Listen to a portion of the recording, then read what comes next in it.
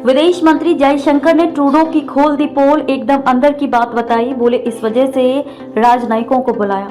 विदेश मंत्री एस जयशंकर ने कनाडा के साथ भारत के बढ़ते तनाव को लेकर साफ किया कि कनाडा दोहरा चरित्र अपनाता है।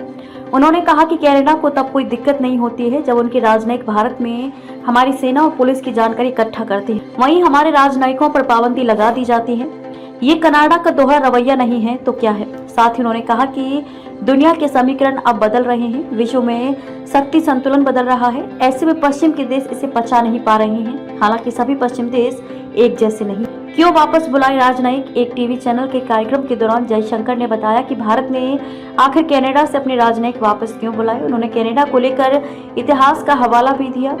कहा कि 1980 में कनाडा से उड़ान भरने वाले एयर इंडिया के प्लेन को क्रैश कर दिया गया था। इसके बाद कूटनीतिक संबंध एक अलग दिशा में चले गए थे। कनाडाई आतंकी निज्जर हत्याकांड के मामले में कनाडा ने हमसे अपने उच्चायुक्त को पुलिस जांच के अधीन करने के लिए कहा। बढ़ता प्रभाव सहन नहीं कर पा रहे पश्चिम देश।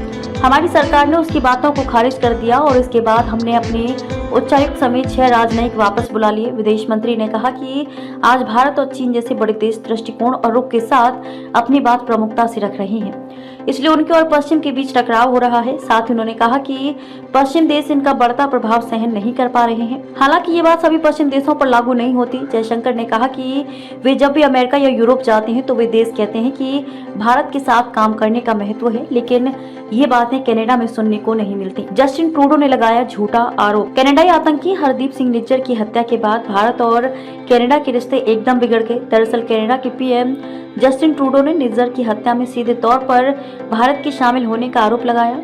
हालांकि कनाडा की सरकार अभी तक भारत को कोई ठोस सबूत नहीं सौंप सकी है। फर्जी आरोपों के बाद भारत ने कनाडा से अपने राजनयिकों को वापस बुला लिया और कनाडा के राजनयिकों को देश से निकाल दिया।